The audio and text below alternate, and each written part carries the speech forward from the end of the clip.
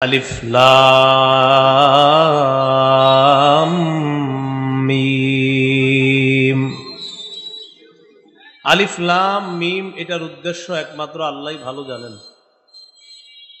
তিলকা আয়াতুল কিতাবিল হাকীম, এগুলো হিকমতপূর্ণ কিতাবের আয়াত,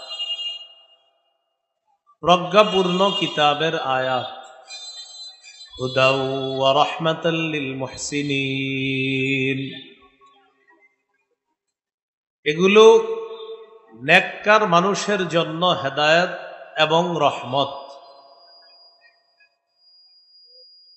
কোরআনের সাথে যারা লেগে থাকবে, কোরআনের আলো যারা গ্রহণ করবে, আল্লাহ তাআলা তাদেরকে আশা করা যায় হেদায়েত দান করবে।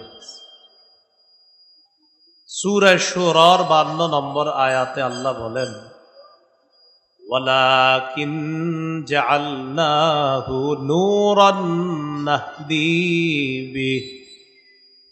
নাহদি বিহি মান নাশাউ মিন ইবাদিনা।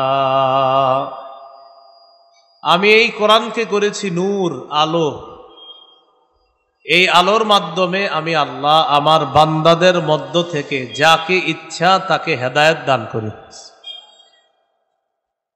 সূরা ইউনূসের 57 নম্বর আয়াতে আল্লাহ বলেন, ইয়া আইয়ুহান নাস قد جاءتكم موعظة من ربكم وشفاء لما في الصدور وهدى ورحمة للمؤمنين। এ মানুষ, তোমাদের কাছে তোমাদের রবের পক্ষ থেকে ওয়াজ এসেছে। ওয়াজ, কোরআন ওয়াজ। ওয়া শিফাউল লিমা ফিস সুদূর, অন্তরের রোগের জন্য আরোগ্য, প্রতিষেধক, ঔষধ হলো কোরআন।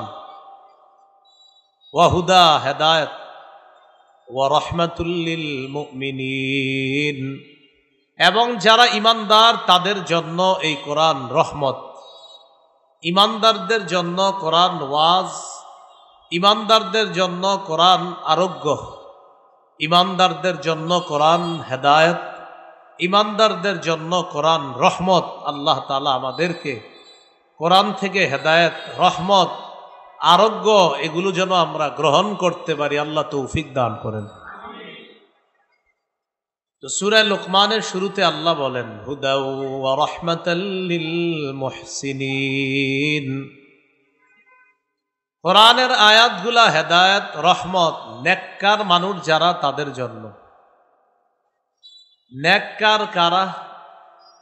এই নেককার মানুষের 3টি বৈশিষ্ট্য আল্লাহ তাআলা উল্লেখ করেছেন। আরো বৈশিষ্ট্য আছে, এখানে 3টি বৈশিষ্ট্য উল্লেখ করেছেন। আল্লাযীনা ইউকিমুনাস সালাহ, 1 নাম্বার বৈশিষ্ট্য যারা নামাজ কায়েম করে। 2 নাম্বার ওয়া ইউতুনাজ যাকাত, যারা যাকাত আদায় করে। 3 নাম্বার ওয়া হুম বিল আখিরাতি হুম ইউকিনুন, যারা আখিরাতে বিশ্বাস স্থাপন করে। তাহলে নেককার মানুষের মৌলিকভাবে এখানে 3টি বৈশিষ্ট্য উল্লেখ করা হয়েছে। 1 নম্বর যারা নামাজ কায়েম করে, 2 নম্বর যারা যাকাত আদায় করে, 3 নম্বর যারা আখিরাতে বিশ্বাস স্থাপন করে। আল্লাহ তাআলা বলেন, উলাইকা আলা হুদাম মির রাব্বিহিম ওয়া উলাইকা হুমুল মুফলিহুন, তারা তাদের রবের হেদায়েতের উপর আছে। আল্লাহ বলেন তারাই সফল কাম, যাদের মাঝেই 3 গুণ পাওয়া যাবে, আমি আল্লাহ তাদেরকে সফল মুমিন বলে ঘোষণা করলাম। এই 3 বৈশিষ্ট্যের মধ্যে 1 নাম্বার যারা নামাজ কায়েম করে। এই মাত্র এশার নামাজ আপনারা পড়লেন। নামাজ কায়েম দ্বারা কি উদ্দেশ্য? নামাজ কায়েম দ্বারা মৌলিকভাবে 5টি উদ্দেশ্য আমরা মনে রাখব। নামাজ কায়েম দ্বারা মৌলিকভাবে কয়টি উদ্দেশ্য মনে রাখব? 1 নম্বর, আল মুহাফাজাতু আলা শুরুতিস সালাহ, নামাজের পূর্ববর্তী কিছু শর্ত আছে, এই শর্তগুলার প্রতি গুরুত্ব আরোপ করা, মানি নামাজ কায়েম করা। 2 নম্বর, আল মুহাফাজাতু আলা রুকুই ওয়াস সুজুদ, রুকু সেজদাগুলা সঠিকভাবে ধীরস্থিরভাবে আদায় করলাম কিনা এই বিষয়ে যথেষ্ট গুরুত্ব আরোপ করা, মানি নামাজ কায়েম করা। 3 নম্বর, খুশু খুজুর সাথে নামাজ পড়ার চেষ্টা করা, মানি নামাজ কায়েম করা।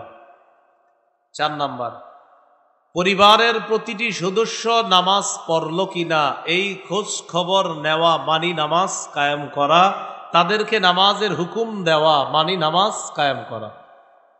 5 নম্বর, সমাজে রাষ্ট্রের প্রতিটি মুসলমান নামাজ পড়ল কিনা, প্রতিটি মুসলমান যেন নামাজি হয়ে যায় এই চেষ্টা প্রচেষ্টা সদা সর্বদা অব্যাহত রাখা, মানি নামাজ কায়েম করা। তাহলে নামাজ কায়েমের মৌলিক কয়টা বিষয় জানলাম আমরা? 5টা। মন দিয়ে শোনেন, আবার বলি আমি। 1 নম্বর, নামাজের পূর্ববর্তী কিছু শর্ত আছে, এই শর্তগুলার প্রতি গুরুত্ব দেওয়া, মানি নামাজ কায়েম করা। 2 নম্বর, ধীরস্থিরভাবে রুকু সেজদা আদায় করা, মানি নামাজ কায়েম করা। 3 নম্বর, খুশু খুজুর সাথে নামাজ পড়ার চেষ্টা করা, মানি নামাজ কায়েম করা। 4 নম্বর, পরিবারকে নামাজের হুকুম করা, মানি নামাজ কায়েম করা। 5 নম্বর, সমাজে রাষ্ট্রের প্রতিটি মুসলমান নামাজি যেন হয়ে যায় এই প্রচেষ্টা এই চেষ্টা অব্যাহত রাখার নাম নামাজ কায়েম করা। 1 নম্বর, নামাজ কায়েম করার উদ্দেশ্য কেউ বলতে পারবেন? নামাজের পূর্ববর্তী শর্তগুলার প্রতি গুরুত্ব আরোপ করা। এটা দ্বারা কি উদ্দেশ্য? এটা দ্বারা উদ্দেশ্য হলো নামাজের পূর্বে শরীর পাক আছে কিনা এই শরীর পাক করা, কাপড় পবিত্র আছে কিনা এটা চেক করা,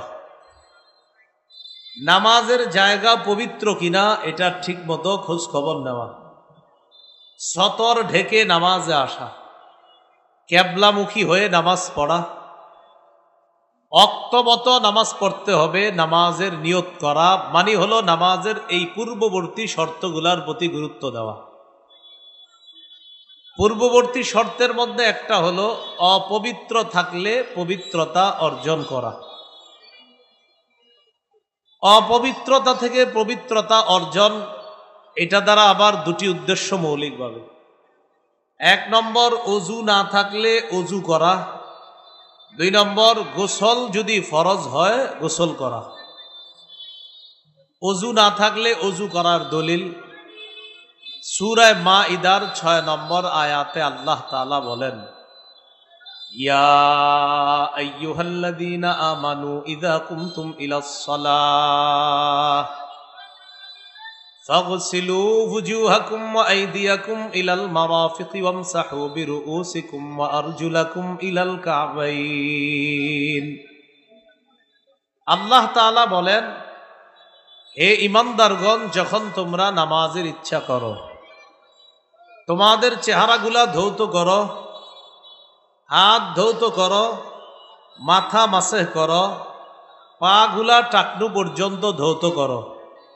বলেন তো অজুর ফরজ কয়টা? 4টা। এই আয়াতে অজুর 4 ফরজের কথা আলোচনা হয়ে গেছে।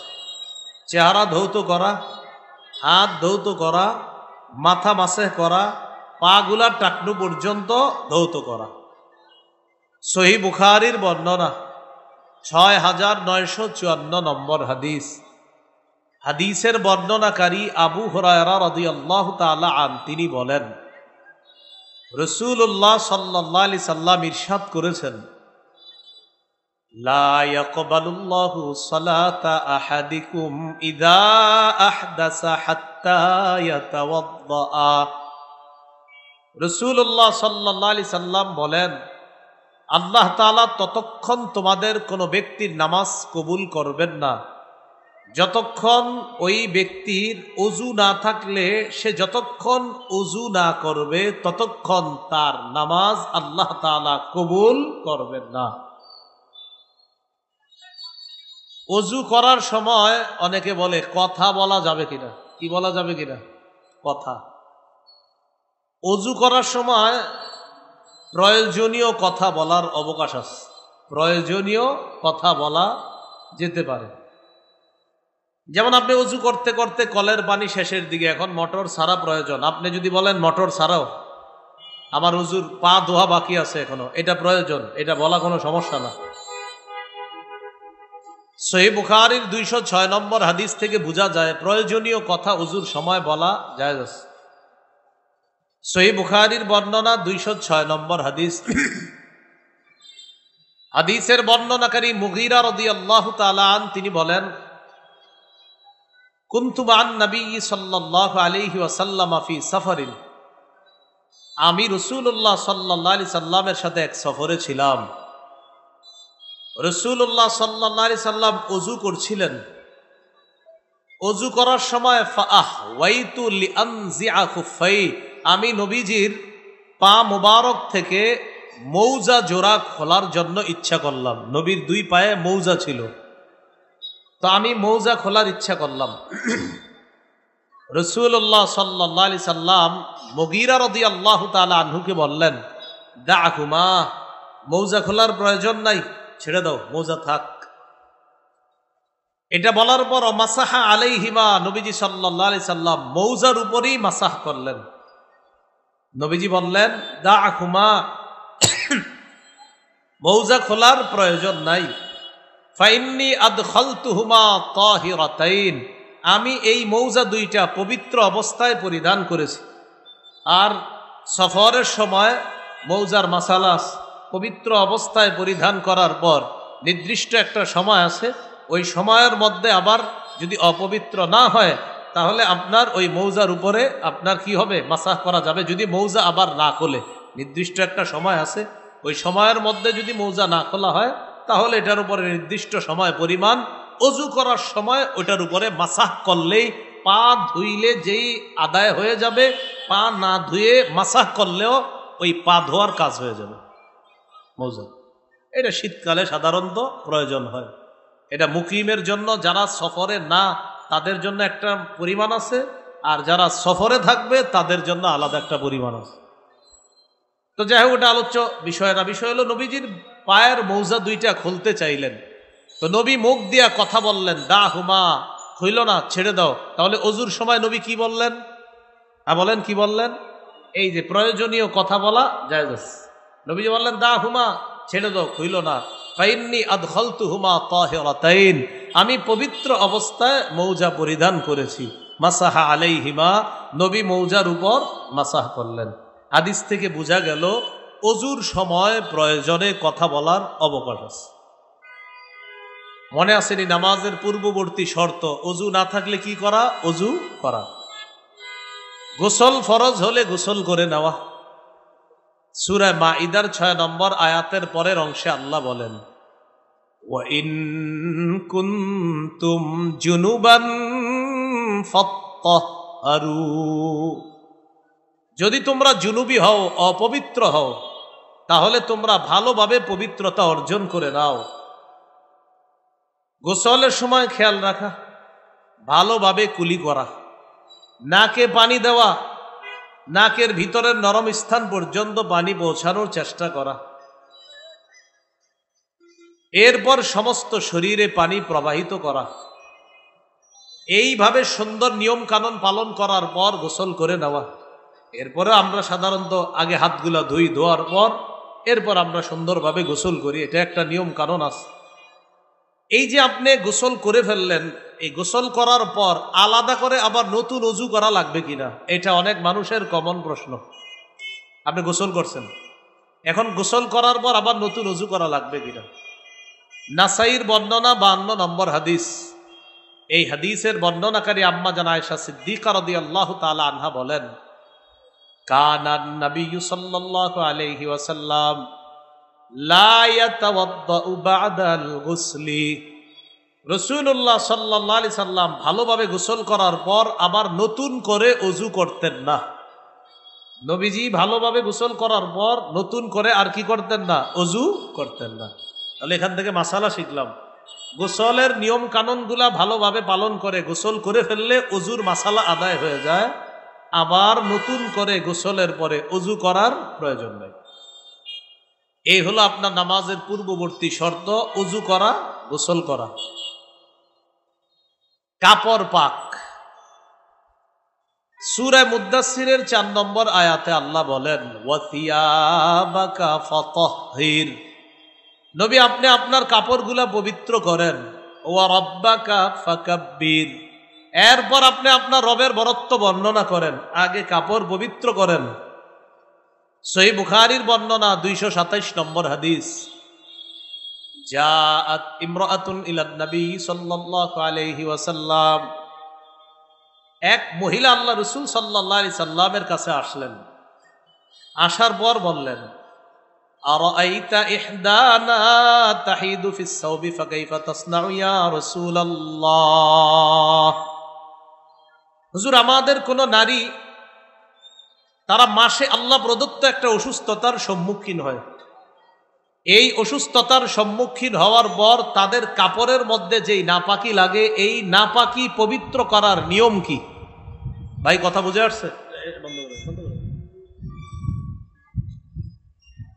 নবীজি সাল্লাল্লাহু আলাইহি সাল্লামকে প্রশ্ন করলেন, আল্লাহ প্রদত্ত একটা অসুস্থতার সম্মুখীন হয় মা বোনরা, এই অসুস্থতার কারণে তাদের শরীরের যে কাপড়, এই কাপড়ের মধ্যে যেই নাপাকি লাগে, এই নাপাকি পবিত্র করার উপায় কি?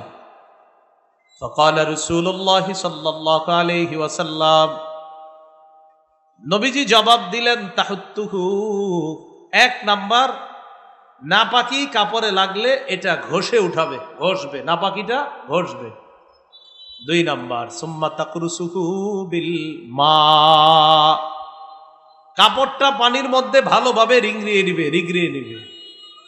ওয়াতামদাহুহু, এরপর কাপড় ভালোভাবে চিপবে, ধৌত করবে, শুকাবে। সুম্মা তুসাল্লি ফিহি, এরপর কাপড় পবিত্র হবে, ওই পবিত্র কাপড়ে নামাজ পড়বে।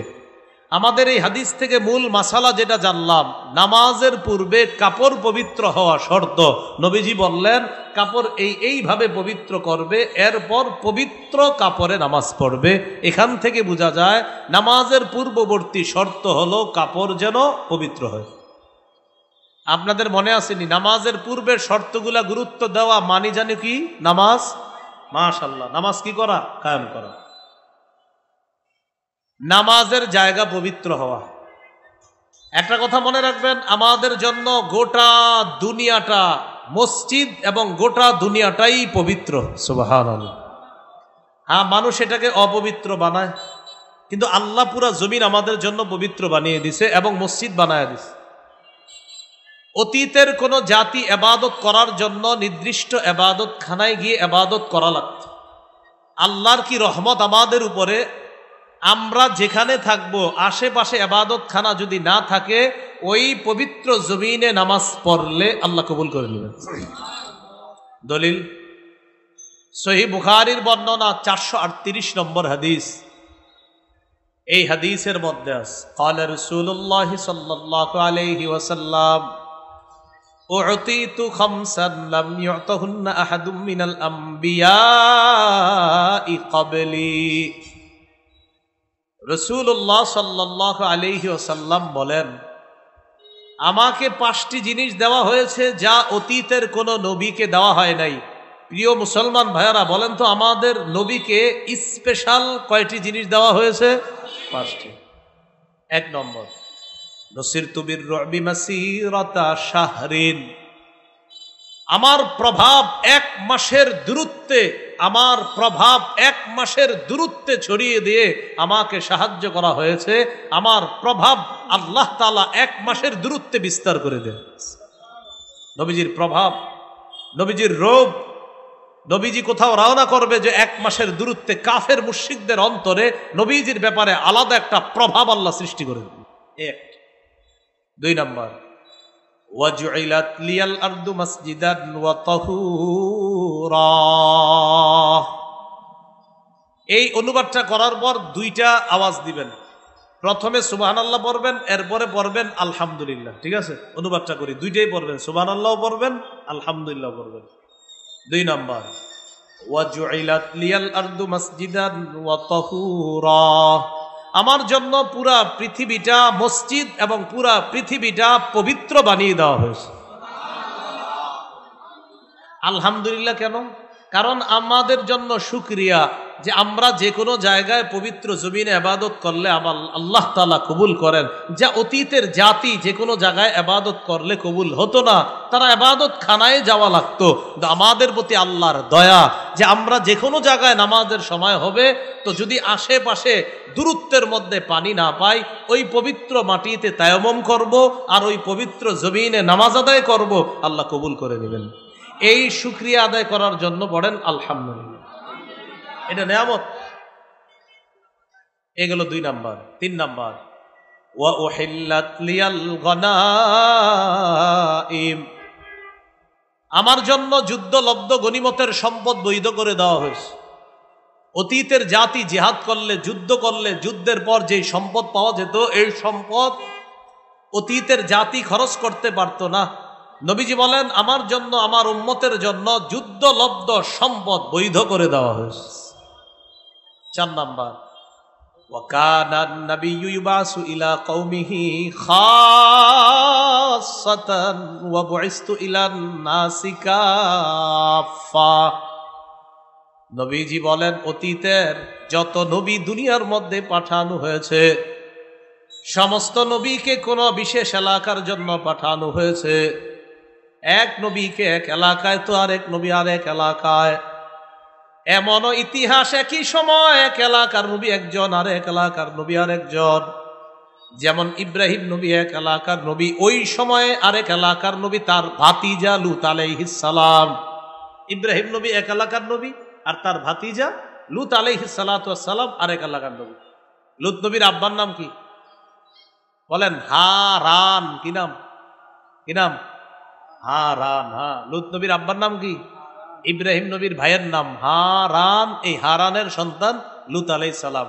আর মুসা নবীর ভাইয়ের নাম হলো হারুন। কি নাম? ইব্রাহিম নবীর ভাইয়ের নাম হারান, মুসা নবীর ভাইয়ের নাম হারুন। এই হারানের সন্তান লূত আলাইহিস সালাতু ওয়াস সালাম। ইব্রাহিম নবী এক এলাকার নবী, লূত নবী আর এক এলাকার নবী একই সময়। আমাদের নবী বলেন ওয়া বুইসতু ইলান নাসি কাফা। আমাকে কোনো নির্দিষ্ট এলাকার জন্য পাঠানো হয় নাই, গোটা জগতের সবার জন্য আমাকে নবী হিসাবে পাঠানো হয়েছে। এগুলো 4 নাম্বার। 5, ওয়া উতিতুশ শাফাআহ। এটা আমার সাথে একটু বলেন, বলেন আমাকে সার্বজনীন সুপারিশ করার অনুমতি প্রদান করা হয়েছে। কি বলছি বাংলাটা? সার্বজনীন সুপারিশ। সার্বজনীন সুপারিশ। কিয়ামতের ময়দানে সবাই বিপদে থাকবে, আমাদের নবী একটা সুপারিশ করবে, এরপর আল্লাহ বিচার ব্যবস্থা শুরু করবেন। তিরমিজির বর্ণনা, قال رسول الله صلى الله عليه وسلم أتاني آت من ربي وخيرني بين أن يدخل نصف أمتي الجنة وبين الشفاعة। রাসূলুল্লাহ সাল্লাল্লাহু আলাইহি সাল্লাম বলেন আমার কাছে আল্লাহর পক্ষ থেকে, আমার রবের পক্ষ থেকে একজন ফেরেশতা আসছে। আসার পর আমাকে 2টি বিষয়ের যে কোনো একটি গ্রহণ করার ইচ্ছাধিকার দিয়েছে। 1 নম্বর, আমি যদি চাই আমার অর্ধেক উম্মত জান্নাতে নিতে পারবো, সুবহানাল্লাহ। 2 নাম্বার, ওয়াবাইনা শাফাআ, আমি চাইলে সুপারিশ করতে পারবো, তবে 2টি নিতে পারবো না, যে কোনো একটি। হয়তো অর্ধেক উম্মত জান্নাতে নিতে পারবো, না হয় সুপারিশ করতে পারবো। কোনটা? নবীজি বুদ্ধি করে বললেন ইখতারতুশ শাফাআ, আমি সুপারিশ করার বিষয়টা গ্রহণ করে নিলাম। কেন? অর্ধেক উম্মত জান্নাতে গেলে বাকিদের কি হবে? এজন্য আমাদের নবী ন্যূনতম একজন উম্মতকেও জান্নাতে নেওয়ার চেষ্টা চালাইতেই থাকবেন। এজন্য সুপারিশটা গ্রহণ করেছে। তবে আমার আলোচ্য বিষয় কিন্তু এটা না। আলোচ্য বিষয় এই 5টার মধ্যে কোনটা?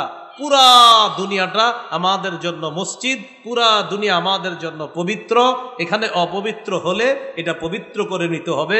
নামাজের পূর্বে দেখতে হবে আমার নামাজের জায়গাটা পবিত্র কিনা। নামাজের পূর্ববর্তী আরেকটা শর্ত, সতর ঢেকে নামাজ পড়া। এই জন্য অনেকে গামছা গায়ে দিয়ে মেরে দেয়, গরমের কারণে গামছা গায়ে দিয়েই মেরে দেয়। আছে আবার বিভিন্ন ভাবে। বাকি আমার ওয়াজ শুনে আবার নামাজ ছেড়ে দিয়েন না ভাই, আপনি ওই গামছা বুইরেই আসেন আপাতত, এরপরে আস্তে আস্তে গেঞ্জি পরবেন, আস্তে আস্তে পাঞ্জাবি পরেন ইনশাআল্লাহ।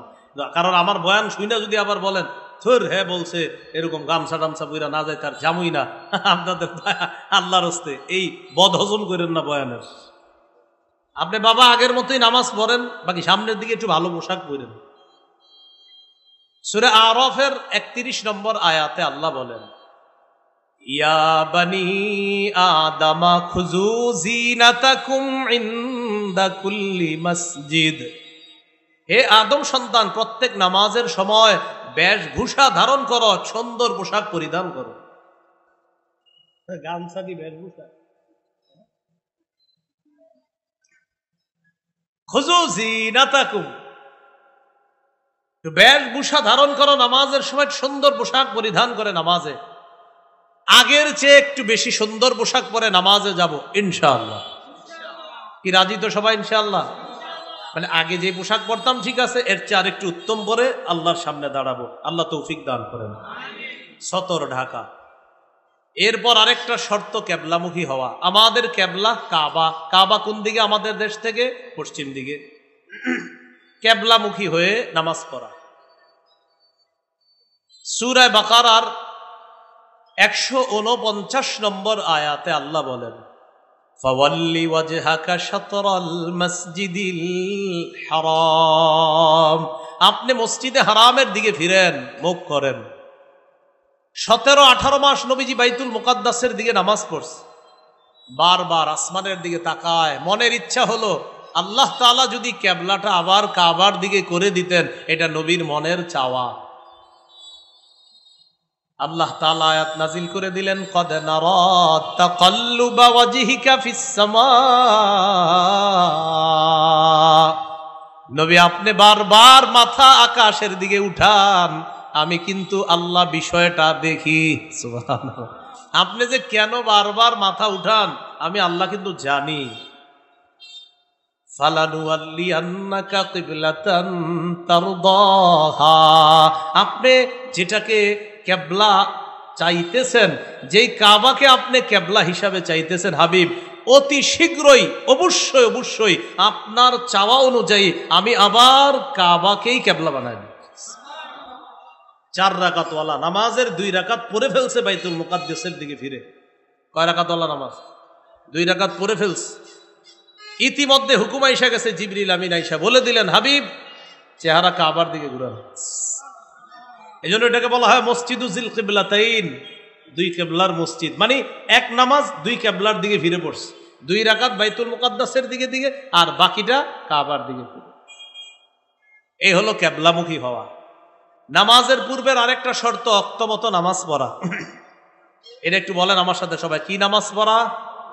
আবার সবাই আবার নামাজ পড়া। সূরা নিসার 103 নম্বর আয়াতে আল্লাহ বলেন, ইন্নাস সালাতা কানাত আলাল মুমিনিনা কিতাবাম মাওকুতা। নিশ্চয়ই নামাজ মুমিনের উপর সময় মতো ফরজ। নিশ্চয়ই নামাজ মুমিনদের উপর সময় মতো ফরজ।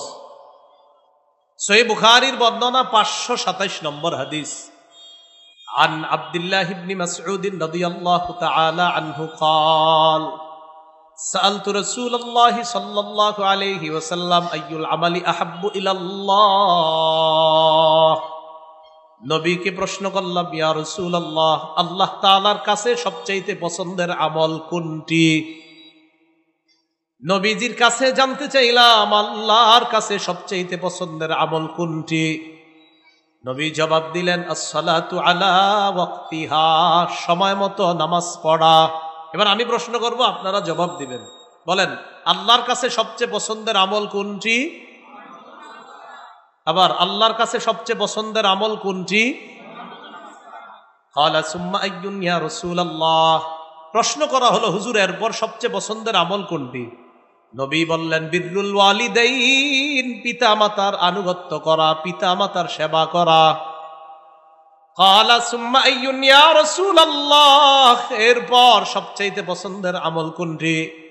নবীজি বললেন আল জিহাদু ফি সাবিলিল্লাহ, আল্লাহর রাস্তায় জিহাদ করা। আল্লাহর রাস্তায় কি করা? নিয়ত আসেনি সবার? কার কার আছে? আল্লাহ তৌফিক দান করেন। রাসূলুল্লাহ সাল্লাল্লাহু আলাইহি সাল্লাম বলেন আলাইকুম বিল জিহাদ ফি সাবিলিল্লাহ ফাইন্নাহু বাবুম মিন আবওয়াবিল জান্নাহ। তোমরা জিহাদ করো আল্লাহর রাস্তায়। জিহাদ আল্লাহর জান্নাতের দরজা সমূহের একটা দরজা হলো জিহাদ। যাই হোক, আলোচ্য বিষয়ে চলে আসি আমরা। বলেন আল্লাহর কাছে সবচেয়ে পছন্দের আমল কোনটি?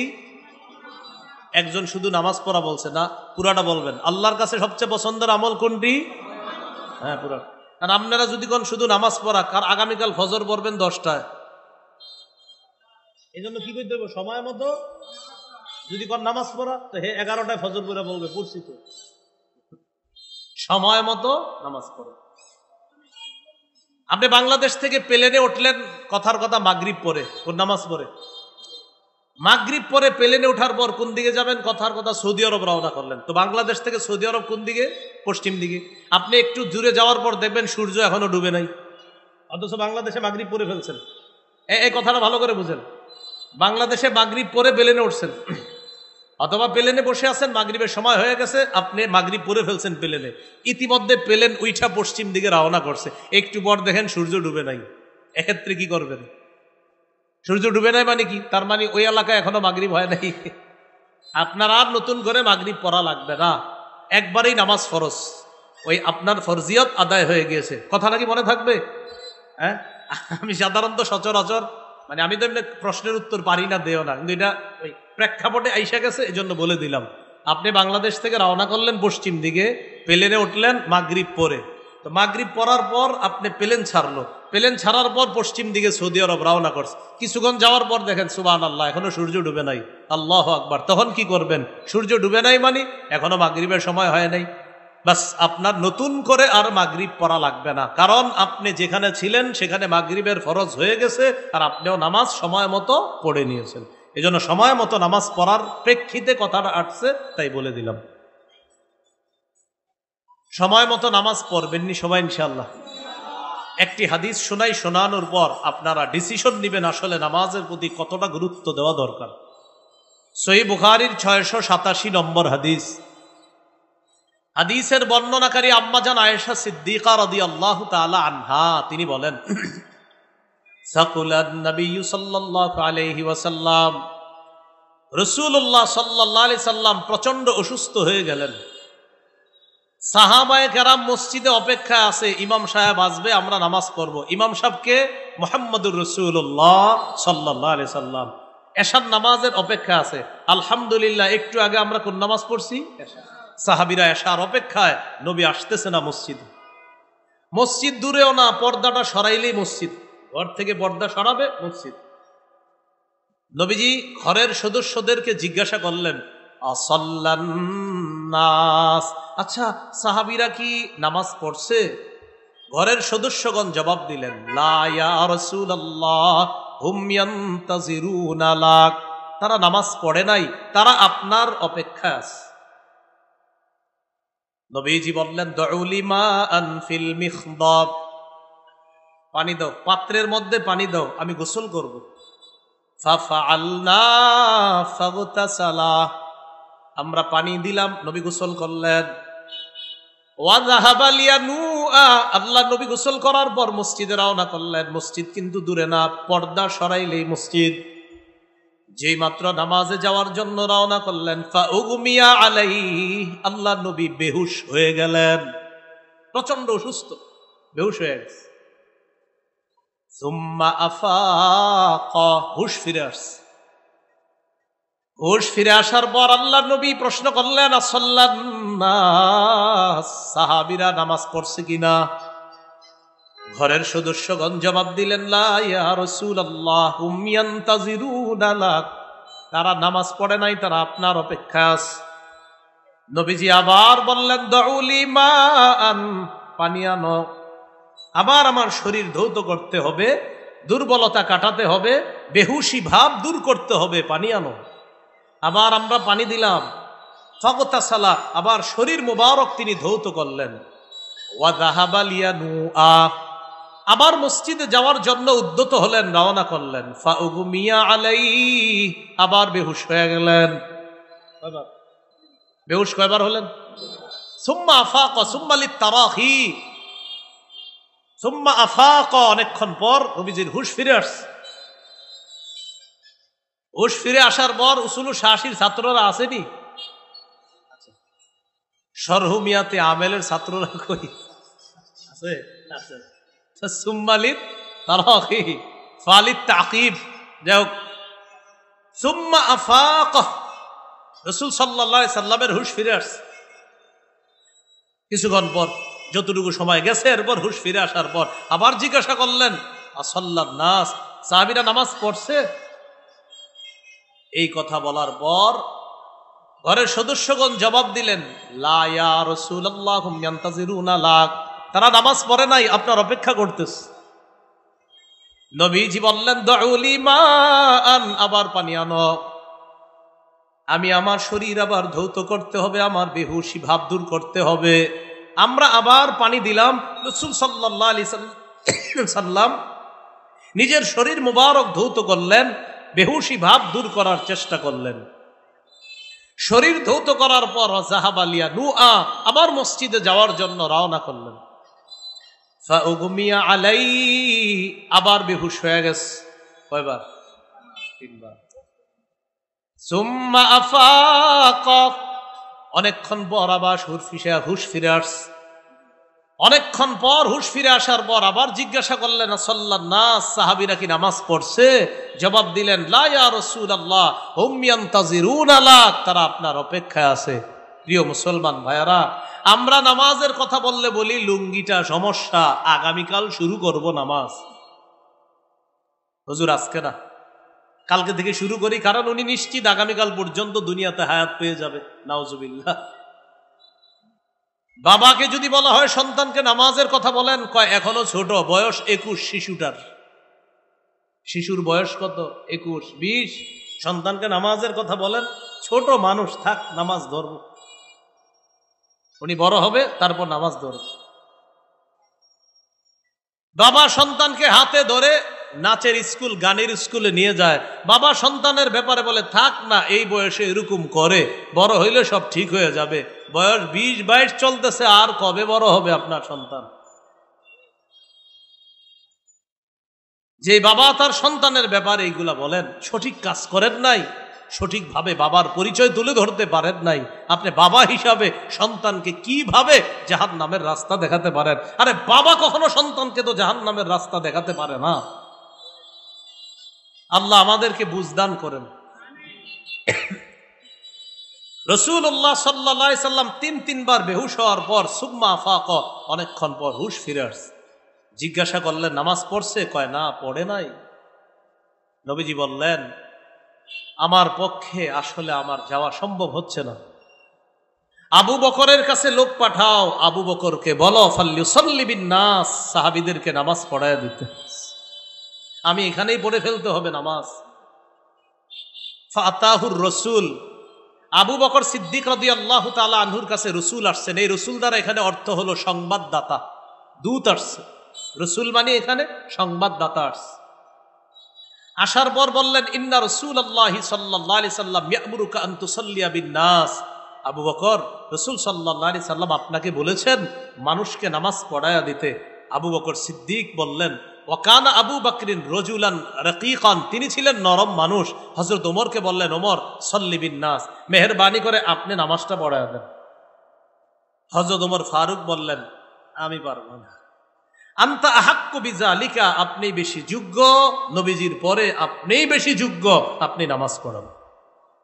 এই হাদিস থেকে ইশারা আল্লাহ রসুল ইন্তেকালের পরে খলিফা আবু বকর হবে। সুবহানাল্লাহ। কারণ আল্লাহ নবী তার অনুপস্থিতিতে ইমামতি করার জন্য কাকে কাকে বলতেছে? আবু বকর সিদ্দিককে। এখান থেকে বোঝা যায় নবীজির পরে খলিফা হবেন এই ব্যাপারে নবীর ইশারা আছে। কোন সাহাবী খলিফা হবে নবীর পরে?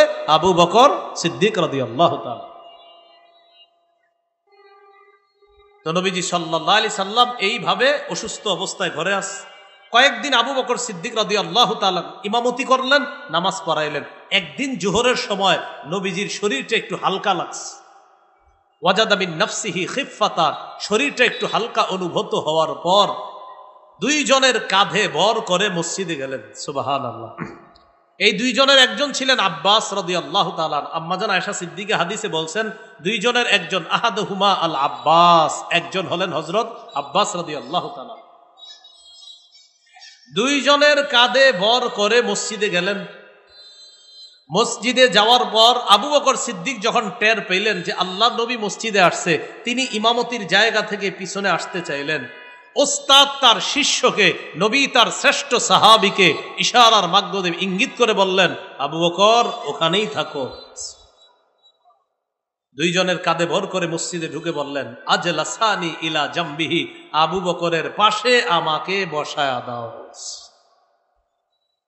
যাই হোক, হাদিস দ্বারা উদ্দেশ্য হলো, বলেন তো রাসূল সাল্লাল্লাহু আলাইহি সাল্লাম নামাজ পড়ার জন্য পেরেশান হয়ে কয়বার বেহুশ হলেন? 3 বার। নামাজের টেনশনে জীবনে কে কয়বার বেহুশ হয়েছেন? নামাজ কাজা হয়ে গেছে বা পড়তে দেরি হয়েছে, বেহুশ হয়ে গেছে টেনশনে যে আমার এরকম হয়ে গেছে। আল্লাহ আমাদেরকে বুঝার তৌফিক দান করেন। সময় মতো নামাজ পড়বো তো ইনশাআল্লাহ। নাসাইর বর্ণনা 3939 নম্বর হাদিস। এই হাদিসের মধ্যে আছে, ক্বালা রাসূলুল্লাহ সাল্লাল্লাহু আলাইহি ওয়াসাল্লাম, হুব্বিবা ইলাইয়া মিনাদ দুনিয়া আন-নিসা ওয়াত-তিবু ওয়া জুইলাত কুররাতু আইনি ফিস সালাহ। নবীজি সাল্লাল্লাহু আলাইহি সাল্লাম বলেন, 3টি জিনিস আমার কাছে প্রিয় করে দেওয়া হয়েছে। আমাদের নবীর কাছে 3টি জিনিস প্রিয় করে দেওয়া হয়েছে, পছন্দনীয় করে দেওয়া হয়েছে। কয়টি জিনিস? 3। 1 নাম্বার আন-নিসা, মা জাতি। মা জাতি নবীর কাছে অনেক প্রিয়, মা জাতিকে নবী খুব ভালোবাসতেন। 2 নাম্বার ওয়াত-তিবু, সুগন্ধি, আতর, সুগন্ধি নবীর কাছে প্রিয় করে দেওয়া হয়েছে। 3 নাম্বার ওয়াজুইলাত কুররাতু আইনি ফিস সালাহ, নামাজের মধ্যে আমার চোখের শীতলতা, নামাজ পড়লেই আমার চোখ শীতল হয়ে যায়, এই নামাজ আমার কাছে সবচেয়ে প্রিয় করে দেওয়া হয়েছে। এই জন্য আমাদেরও উচিত নামাজ যেন আমাদের কাছে প্রিয় হয়ে যায়। আল্লাহ আমাদেরকে এইভাবে নামাজি হওয়ার তৌফিক দান করেন। আবু দাউদের বর্ণনা 3836 নম্বর হাদিস, আবার 4836 নম্বর হাদিসের মধ্যে আছে, কামা রাসূলুল্লাহ সাল্লাল্লাহু আলাইহি ওয়াসাল্লাম ইলাস সালাহ, নবী নামাজের মধ্যে দাঁড়াইলেন। নামাজ পড়তে পড়তে হাত্তা তাওয়াররামা কদামা, আল্লাহ নবীর পা ফুলে গেল। নামাজ পড়তে পড়তে পা ফুলে গেছে। ক্বিলা লাহু কদ গফারাল্লাহু লাকা মা তাকদ্দামা মিন যামবিকা ওয়া মা তাআখার, নবীকে বলা হলো, ইয়া রাসূলুল্লাহ, আপনার আগেও কোনো গুনাহ নাই, পরেও কোনো গুনাহ নাই, আপনি এত লম্বা সময় নামাজ কেন পড়েন? আপনার পা ফুলিয়ে ফেলছেন কেন নামাজ পড়তে পড়তে? আপনার তো কোনো গুনাহ নাই। নবী জবাব দিলেন, আফালা আকুনু আবদান শাকুরা, আমি কি আল্লাহর শুকর গুজার বান্দা হব না? আমি কি আল্লাহর শুকর গুজার বান্দা হব না? যে আল্লাহ আমাকে এত বড় মর্যাদা দান করছেন, আমি কি ওই আল্লাহ তাআলার শুকর গুজার বান্দা হব না? আমি আল্লাহর শুকরিয়া আদায় করার জন্য লম্বা সময় নামাজের মধ্যে দাঁড়াই। একটা হাদিস শোনায় আপনাদেরকে, হাদিসটা একটু মজারও, আবার এই হাদিসটা গবেষণা করারও। সহিহ বুখারীর 1135 নম্বর হাদিস। রাসূল সাল্লাল্লাহু আলাইহি সাল্লামের এক সাহাবী নবীজির সাথে নফল নামাজে দাঁড়াইছে, রাতের বেলা। কোন নামাজে? নফল, তাহাজ্জুদে দাঁড়াইছে। সাহাবী বলেন, নামাজ পড়তে পড়তে আমার এমন অবস্থা হয়েছে, লাকাদ হামামতু আমরা সাউইন, আমি একটা অন্য ধরনের চিন্তা করে ফেলছি, অন্য চিন্তা, নবীজির সাথে নামাজ পড়তে দাঁড়ায়া। তো সাহাবীরা প্রশ্ন করছে তাকে, আচ্ছা তুমি কি চিন্তা করছো বলো তো? কয় আমি নিয়ত করছিলাম নামাজ ছাইরা দিয়ে বৈশা যাই। কয় কেন? আল্লাহু আকবার, নবীজি এত সময় তাহাজ্জুদে দাঁড়ায় রইছে, আমি সহ্য করতে পারতেছিলাম না, তাই মন চাইছিল নামাজ ছাইরা আমি বসে যাই। একটু ভাবেন, আল্লাহর পর যিনি শ্রেষ্ঠ, এই হলো তার নামাজের অবস্থা। ভাই নামাজ পড়বেন তো ইনশাআল্লাহ? সহিহ মুসলিমের ৮২ নম্বর হাদিস, রাসূলুল্লাহ সাল্লাল্লাহু আলাইহি সাল্লাম বলেন, ইন্না বাইনাল মুসলিমি ওয়া বাইনা শিরকি ওয়াল কুফরি, আরেক বর্ণনায় বাইনা রাজুলিল মুসলিমি ওয়া শিরকি ওয়াল কুফরি, মুসলমানের মাঝে শিরিক এবং কুফুরের মাঝে পার্থক্য হলো তারকাস সালাহ, নামাজ ছেড়ে দেওয়া। বলেন আমার সাথে সবাই, বলেন মুসলমান নামাজ ছাড়তে পারে না, মুশরিক নামাজ পড়তে পারে না। মুশরিক কি করতে? আমি এক অংশ, বাকি অংশ আপনারা। মুসলমান নামাজ, মুশরিক নামাজ। নবীজি বলেন মুশরিকের মাঝে মুসলমানের মাঝে পার্থক্য নামাজ ছেড়ে দেওয়া। মুসলমান নামাজ পড়বে, ছাড়তে পারে না। মুসলমান নামাজ ছাড়ার কল্পনাও করতে পারে না। মুশরিক নামাজ ছাড়বে, কাফের নামাজ ছেড়ে দেবে। ওয়াজ কি মনে আছে আপনাদের? নামাজ কায়েম করা দ্বারা মৌলিক কয়টা উদ্দেশ্য? ১ নাম্বার, পূর্ববর্তী শর্তগুলোর প্রতি কি করা? গুরুত্ব দেওয়া। এই জাতীয় শর্তের মধ্যে আমরা একটা শর্ত নিয়ে আলোচনা করতেছিলাম, অক্তমত নামাজ পড়া। এরপর নামাজের নিয়ত করা। আজকেও এশার নামাজে পড়তে আসছেন, বাস এটাই নিয়ত করে ফেলছেন যে আমি মসজিদে এশা পড়তে যাইতেছি, এটাই নিয়ত। আলাদা মুখ দিয়ে বলার কোনো প্রয়োজন নাই। নিয়ত আলাদা মুখ দিয়ে বলতে হবে না। সহিহ বুখারীর ১ নম্বর হাদিস, রাসূলুল্লাহ সাল্লাল্লাহু আলাইহি সাল্লাম বলেন, ইন্নামাল আ'মালু বিন্নিয়াত, আমলের প্রতিদান নির্ভর করে নিয়তের সাথে। আমলের প্রতিদান নির্ভর করে নিয়তের সাথে। আল্লাহ বিশুদ্ধ নিয়তের সাথে নামাজ পড়ার তৌফিক দান করেন। নামাজ কায়েম করা দ্বারা দ্বিতীয় উদ্দেশ্য কারো মনে আছে? আল মুহাফাজাতু আলার রুকুই ওয়াস সুজুদ, রুকু সেজদাগুলা যথাযথভাবে আদায় করলাম কিনা এই বিষয়ে গুরুত্ব দেওয়া। সহিহ বুখারীর বর্ণনা ৭৫৭ নম্বর হাদিস, দাখালা রাসূলুল্লাহ সাল্লাল্লাহু আলাইহি ওয়াসাল্লাম আল মাসজিদা, নবীজি সাল্লাল্লাহু আলাইহি সাল্লাম মসজিদে আসলেন। মসজিদে আসার পর ওয়া দাখালা রাজুলুন, আরেক ব্যক্তি মসজিদে প্রবেশ করলেন। মসজিদে প্রবেশ করার পর ওই ব্যক্তি নামাজ পড়লেন। নবীজি তার নামাজটা দেখতেছে। আল্লাহ নবী মসজিদে আসছে, এক ব্যক্তি মসজিদে ঢুকে নামাজ পড়তেছে, নবীজি তার নামাজ দেখলেন। নামাজের সালাম ফিরানোর পর ওই ব্যক্তি আল্লাহ নবীর কাছে এসে ফাসাল্লামা আলা নবী সাল্লাল্লাহু আলাইহি ওয়াসাল্লাম, রাসূল সাল্লাল্লাহু আলাইহি সাল্লামকে একটা সালাম দিলেন। ফারাদ্দা আলাইহি, আল্লাহ নবী সালামের জবাব নিলেন। সালামের জবাব দেওয়ার পর নবীজি বললেন, ইরজি ফাসাল্লি ফাইন্নাকা লাম তুসাল্লি, যাও তুমি পুনরায় নামাজ পড়ো, কেননা তুমি নামাজ পড়োনি। তুমি যাও নামাজ পড়ো, তুমি নামাজ পড়োনি। তিনি আবার গেলেন, ফারাজা ইউসাল্লি কামা সাল্লা, তিনি পুনরায় নামাজ পড়লেন। নামাজ পড়ার পর আবার নবীজির কাছে আসলেন, সালাম দিলেন। সালাম দেওয়ার পর নবী সালামের জবাব দিয়ে বললেন, ইরজি ফাসাল্লি ফাইন্নাকা লাম তুসাল্লি, তুমি আবার ফিরে যাও, আবার নামাজ পড়ো, তুমি নামাজ পড়ো নাই। কয়বার হলো? 2 বার। ফারাজা ইউসাল্লি কামা সাল্লা, আবার নামাজ পড়লেন আগের মতোই। নামাজ পড়ার পর আবার আল্লাহ নবীর কাছে আসলেন। আসার পর বললেন, সালাম দেওয়ার পর আল্লাহ নবী সালামের জবাব নিয়ে বললেন, ইরজি ফাসাল্লি ফাইন্নাকা লাম তুসাল্লি, তুমি যাও আবার নামাজ পড়ো, কারণ তুমি নামাজ পড়ো নাই। এই কথা বলার পর রাসূলুল্লাহ সাল্লাল্লাহু আলাইহি ওয়াসাল্লামের ওই সাহাবী তাকে বললেন, মা উহসিনু গায়রাহু ফাআল্লিমনি ইয়া রাসূলুল্লাহ, হুজুর আমি এর চাইতে ভালো নামাজ পড়তে জানি না, আপনি আমাকে নামাজ পড়া শিখিয়ে দেন। এই কথা বলার পর রাসূলুল্লাহ সাল্লাল্লাহু আলাইহি সাল্লাম তাকে বললেন, একটু মন দেন এই জায়গাটা, এই জায়গাটাতে মূল আলোচনা। ইদা কুমতা ইলাস সালাহ ফাকাব্বির, যখন তুমি নামাজে দাঁড়াবা তখন তুমি তাকবীর বলবা, তাকবীর বলে হাত বাঁধবা, আল্লাহু আকবার বলে হাত বাঁধবা, সানা পড়বা, ফাতিহা পড়বা, এরপর সুম্মা ক্রা মা তায়াসসারা মাআকা মিনাল কোরআন, কোরআনের যেখান থেকে সহজ সেখান থেকে তেলাওয়াত করবা। তো আপনি সূরা ফাতিহা পড়ার পর যেটা পারেন এটা পড়বেন। পড়ার পর সুম্মার কায়ের পর তুমি রুকু করবা হাত্তা তাতমাইন্না, এতটুকু পারা যাবে? আর একটু বড় আছে, আল্লাহুম্মা গফিরলি ওয়ারহামনি ওয়াজবুরনি ওয়ারফানি ওয়াহদিনি ওয়াআফিনি ওয়ারযুকনি। আপনি বাবা এতটুকু দরকার নাই, আপনি শুধু প্রথম দুইটাই ঠিক রাখেন, আল্লাহুম্মা গফিরলি ওয়ারহামনি। এটা পড়ার পর এরপর দ্বিতীয় সেজদায় যাবেন, ধীরস্থির ভাবে সেজদা করবেন। নবীজি সাহাবীকে বললেন, এই হলো তোমার এক রাকাত। সুবহানাল্লাহ। এইভাবে তুমি বাকি রাকাতগুলা পড়লে এটা হবে তোমার সালাত, এটা হবে তোমার নামাজ। এই নামাজ আল্লাহ তাআলার কাছে যাবে, এটা আল্লাহ কবুল করবেন।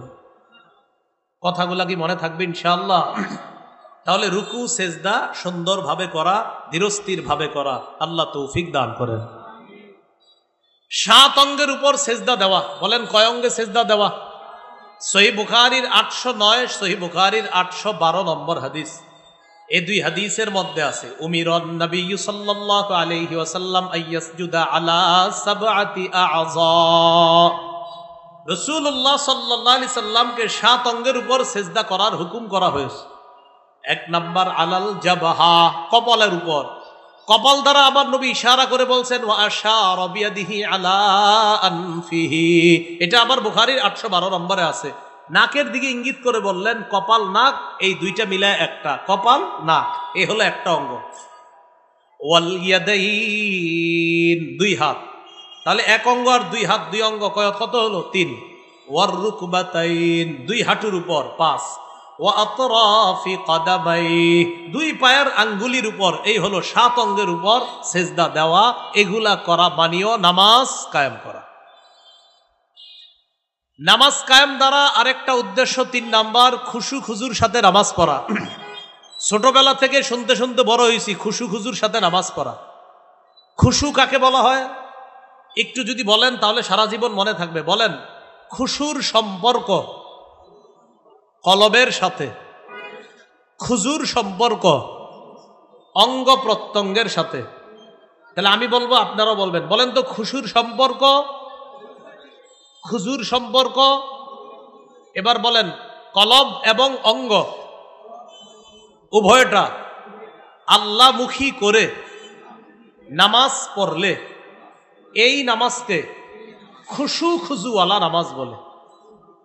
এখন দেখেন, আল্লাহু আকবার নামাজে দাঁড়াইলাম, অঙ্গ প্রত্যঙ্গ আল্লাহমুখী করলাম, কলবে আছে আমার 5ম দোকানটা আজকে ব্যবসা কেমন হইল, এটা কলবে। তাহলে খুশু হলো না, কারণ কলবে তো আল্লাহ নাই, আছে দোকান। তাহলে খুশু হলো না, খুজু হলো। অঙ্গ প্রত্যঙ্গ আল্লাহমুখী করলে খুজু হলো, কিন্তু কলব তো আপনার আল্লাহমুখী নাই, তাহলে খুশু হলো না। কলব আল্লাহর মুখী রাখতে হবে, এটা হবে খুশু।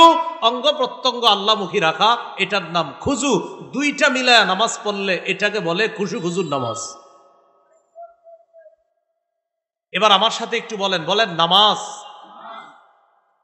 অনেক বড়, তবে খুশু খুজুওয়ালা মুমিনের কাছে একদম সহজ। মানে নামাজ কাবীরা, বড়, অনেকের কাছে কঠিন, কিন্তু খুশু খুজুওয়ালা ইমানের দ্বারের কাছে একদম সহজ। তবে নামাজের সময় ইমানদার পড়তে চায় না, না ভাল লাগে না, মানে কঠিন কঠিন লাগতেছে। আল্লাহ তাআলা বলেন, খুশু খুজুওয়ালা মুমিন যারা, তাদের কাছে নামাজ কোনো কঠিন না, তাদের কাছে নামাজ সহজ। সূরা বাকারার 45 নম্বর আয়াতে আল্লাহ বলেন, ওয়াস্তাঈনু বিস-সাবরি ওয়াস-সালাহ ওয়া ইন্নাহা লাকাবীরাতুন ইল্লা আলাল খাশিঈন। ধৈর্যের সাথে, সবরের সাথে, নামাজের মাধ্যমে, সবরের মাধ্যমে তোমরা সাহায্য প্রার্থনা করো। নামাজ কঠিন, নামাজ বড়, তবে তাদের কাছে নামাজ কঠিন না। আলাল খাশিঈন, যারা খুশু খুজুওয়ালা ইমানদার, তাদের কাছে নামাজ সহজ। আল্লাহ আমাদেরকে এমন খুশু খুজুওয়ালা মুমিন হওয়ার তৌফিক দান করেন। 4 নাম্বার, নামাজ প্রতিষ্ঠিত করা মানে পরিবারের লোকগুলারে নামাজের হুকুম করা। সূরা তাহা 132 নম্বর আয়াতে আল্লাহ বলেন, ওয়া'মুর আহলাকা বিস-সালাহ ওয়াসতাবির আলাইহা। নবী, আপনি পরিবারকে নামাজের হুকুম করেন এবং আপনি নিজেও এটার উপর অটল থাকেন। পরিবারের প্রতিটি সদস্যকে নামাজের হুকুম করা, এর মানেও নামাজ কায়েম করা। 5 নাম্বার, সমাজে রাষ্ট্রে নামাজ প্রতিষ্ঠিত করা। সমাজে তো আমরা সবাই চেষ্টা করব প্রত্যেকটা মুসলমানকে নামাজি বানানোর, রাষ্ট্রে নামাজি যেন সবাই হয়ে যায়, এই দায়িত্ব সর্বপ্রথম বলেন আমার সাথে, রাষ্ট্রীয়ভাবে সকল মুসলমান যেন নামাজি হয়ে যায়, এই দায়িত্ব পুরুষ রাষ্ট্রপ্রধানের। কার? এখন আমাদের রাষ্ট্রপ্রধান মহিলা না পুরুষ? তার 1 নম্বর কাজ হলো এই বাংলাদেশের প্রত্যেকটা মুসলমানকে নামাজি বানানো। আরে ঠিক বললেও ঠিক, না বললেও ঠিক। দলিল আছে তো, সূরা হজের 41 নম্বর আয়াত, আল্লাহ তাআলা বলেন আল্লাযীনা ইম্মাক্কান্নাহুম ফিল আরদ, আমি যাদেরকে জমিনে ক্ষমতায় বসাই তাদের কাজ আকামুস সালাহ, 1 নম্বর কাজ নামাজ প্রতিষ্ঠিত করা। আমি যাদেরকে ক্ষমতায় বসাই তাদের 1 নম্বর কাজ নামাজ প্রতিষ্ঠিত করা। এখানে আবার মনে রাখা দরকার, পুরুষ প্রধান কেন বললাম? সামনের দিকে আর নারী মাথায় আইনেন না, ভবিষ্যতে পুরুষই মাথায় রেখেন। মাথায় রাখবেন কেন?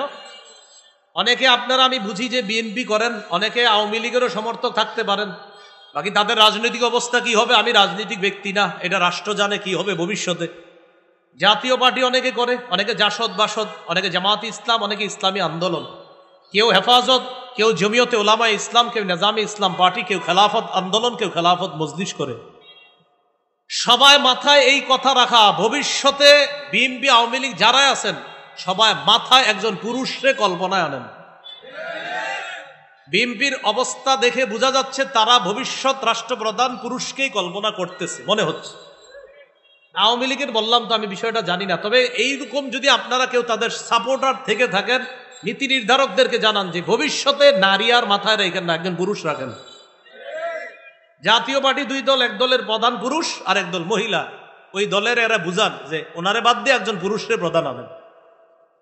মূল নীতি মনে রাখবেন, দেশ উন্নতির রাসূল সাল্লাল্লাহু আলাইহি সাল্লাম বলেছেন লা ইউফলিহা কওমুন ওয়াল্লাহু আমরাহুম ইমরাআ, ওই জাতি কিছুতেই সফল হবে না, কিছুতেই সফল হবে না, কিছুতেই সফল হবে না যেই জাতি তাদের নেতৃত্বে কোনো নারীকে বসায়। নবী বসে বলে দিয়েছে, এজন্য সবাই পুরুষ কল্পনায় আনেন। তো পুরুষ রাষ্ট্রপ্রধানের প্রথম কাজ নামাজ প্রতিষ্ঠিত করা। 2 নাম্বার ওয়া আতাউজ যাকাহ, যাকাত দেওয়া। রাষ্ট্রীয়ভাবে যাকাত যদি ব্যাপক হয়ে যায়, সুদ বিদায় নিবে, সুদ বলবে আমি বিদায়, যাকাত তুমি ভালো থাকো, বাংলাদেশে আমার আর থাকার অধিকার নাই। যেই হারে মানুষ যাকাত দেওয়া শুরু করছে আমি আর থাকতে পারবো না, রাষ্ট্রীয়ভাবে যাকাত আদায়ের একটা বিধি ব্যবস্থা করতে হবে। কারণ সবাই যাকাত দেয় না তো, অনেকের 1 লাখ টাকা যাকাত আসে, দেয় 30,000, বাকি 70,000 কই? 30,000 তাও আবার জাকাতের লুঙ্গি শাড়ি, তাও আবার ওই দোকানতে যেই দোকানে লেখা আছে এখানে জাকাতের লুঙ্গি ও শাড়ি পাওয়া যায় 260 টাকা। এখন বাড়তে পারে, এটা দিয়ে আবার ফেসবুকে দেয় আলহামদুলিল্লাহ নিজেকে হালকা মনে হচ্ছে, আজকে আমি আমার জাকাতগুলো আদায় করেছি, দিছে 30,000, বাকি 70। ওই 70-এর ব্যাপারে কমেন্ট করবেন যদি চিনেন, লিখে দিবেন ফেসবুকে, লিখবেন ভাই বাকি 70 সাপ, কি লিখবেন বাকি 70, আবার বলেন বাকি 70, আবার সাপ সাপ হাঁস, আরে সাপ চিনেননি? জি বাকি 70 সাপ সাপ। সহিহ বুখারীর বর্ণনা, যেটা জাকাত দেয় নাই, পা থেকে সাপ পেঁচায়া এখানে আইসা বলবে আনা কানজুকা, আমি তোমার সঞ্চিত সম্পদ, আনা মালুকা, আমি তোমার মাল। সাপ তার সাথে কথা বলবে। আল্লাহ হেফাজত করেন। 3 নাম্বার আমারু বিল মারুফ, সৎ কাজের আদেশ করা। 4 নাম্বার অনাহু আনিল মুনকার, অসৎ কাজ থেকে নিষেধ করা। এই হলো নামাজ কায়েম করা দ্বারা উদ্দেশ্য হলো 5টা কথা বললাম। 1 নম্বর পূর্বের শর্তগুলা গুরুত্ব দেওয়া, 2 নাম্বার রুকু সেজদাগুলার গুরুত্ব দেওয়া, 3 নাম্বার খুশু খুজুর সাথে নামাজ পড়া, 4 নাম্বার পরিবারের